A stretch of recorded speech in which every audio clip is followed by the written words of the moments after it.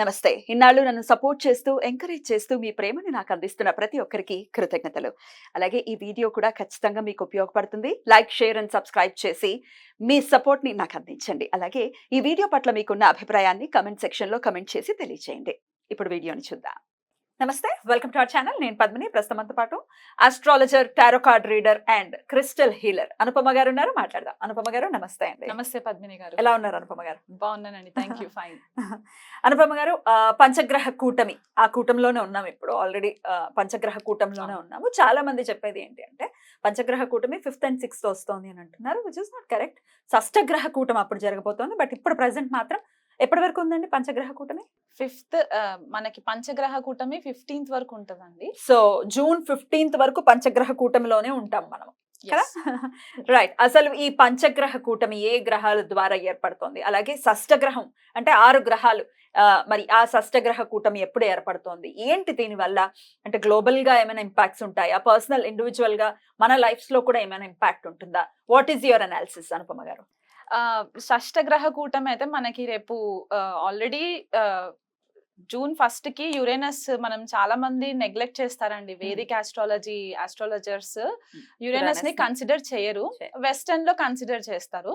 కానీ వేదిక్ లో కూడా మనం కన్సిడరేషన్ ఎక్కడ తీసుకోవాలంటే మండేన్ ఆస్ట్రాలజీ, అంటే గ్లోబల్ ఈవెంట్స్ ప్రెడిక్షన్స్ చేయడానికి మనకి ఈ ప్లానెట్స్, అవుటర్ ప్లానెట్స్ మనకి చాలా ఇంపార్టెంట్ అయిపోతాయి అన్నమాట. For example Neptune, Uranus, Pluto, ఈ 3 గ్రహాలు రవికి దూరంగా ఉంటాయి, పృథ్వీ పైన ఎఫెక్ట్స్ పడవు అని అనుకుంటూ ఉంటాం మనం.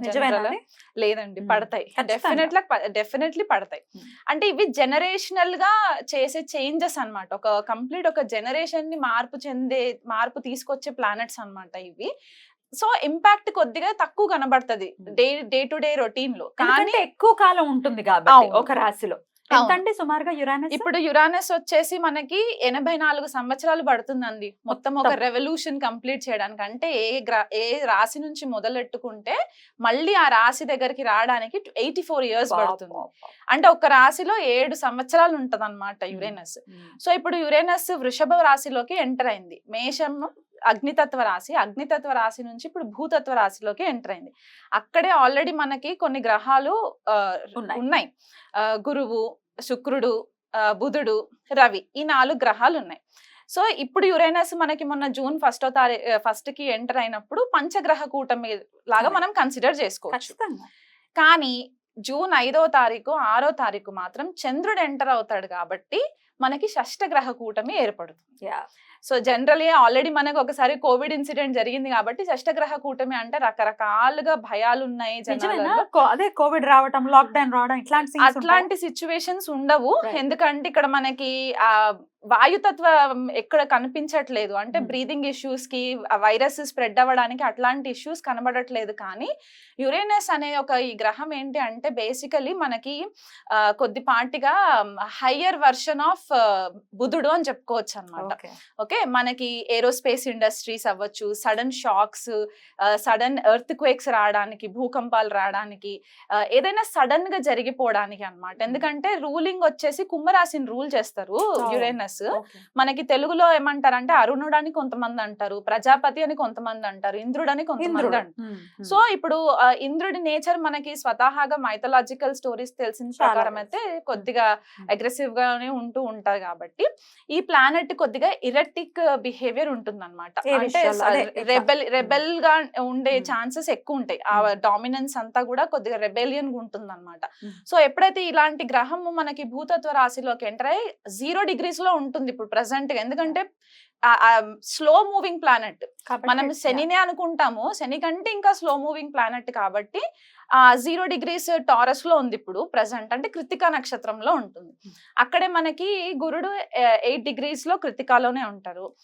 బుధుడు కూడా మనకి ఇంచుమించు 3 degrees 4 degrees 7 degrees ఉంది. 7 degrees బుధుడు మనకి కృతికాలో ఉంటారు. రోహిణిలో రవి అండ్ శుక్రుడు 20-21 degrees క్లోజ్ కంజంక్షన్స్ లో ఉంటాయి.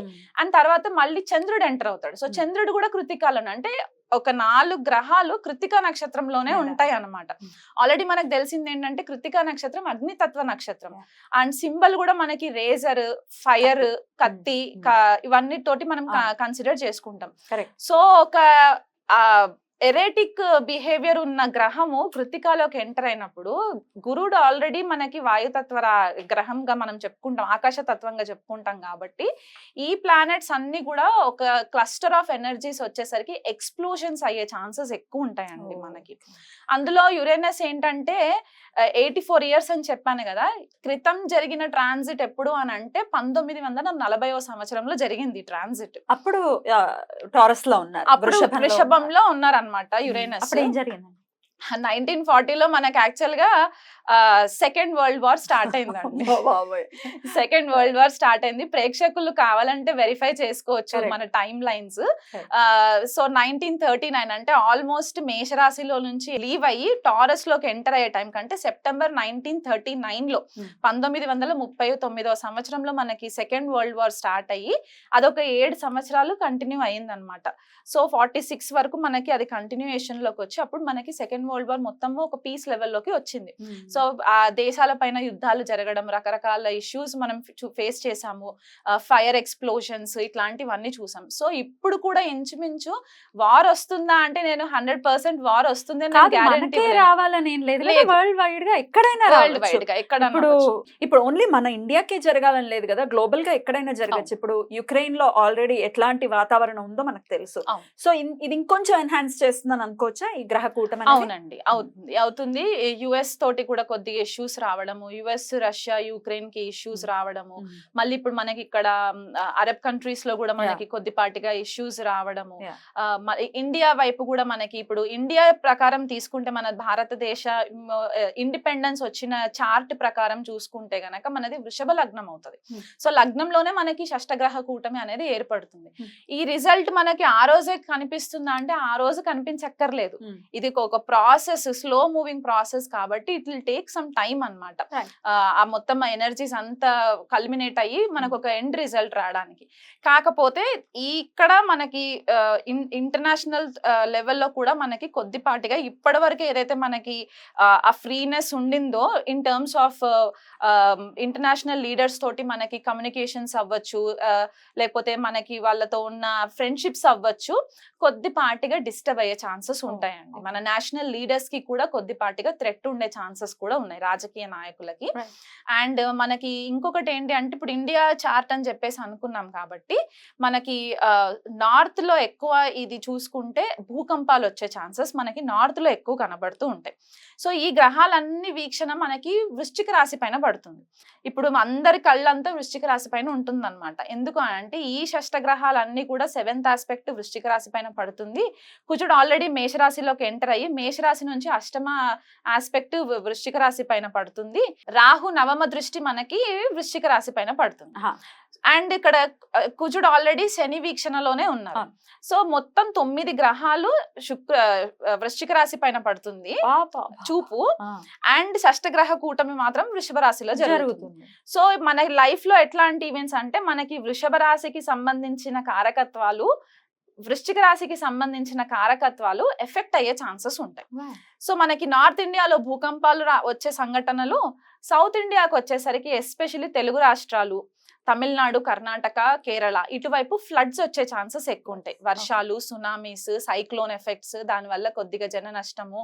అండ్ మనకి ఇంకొకటి ఏంటంటే మనకి టారస్ వృషభ రాశి మనకి అగ్రికల్చర్ కి కూడా సంబంధించింది. అంటే పంటలు, పాడి పంటలు ఇవన్నిటికీ కూడా మనకి ఫుడ్ రిసోర్సెస్ కాబట్టి అక్కడ పంట నష్టం కొద్దిగా జరగడం, వర్షాల వల్ల, బీభత్సమైన వర్షాల వల్ల కొద్దిగా పంట నష్టం జరగడము.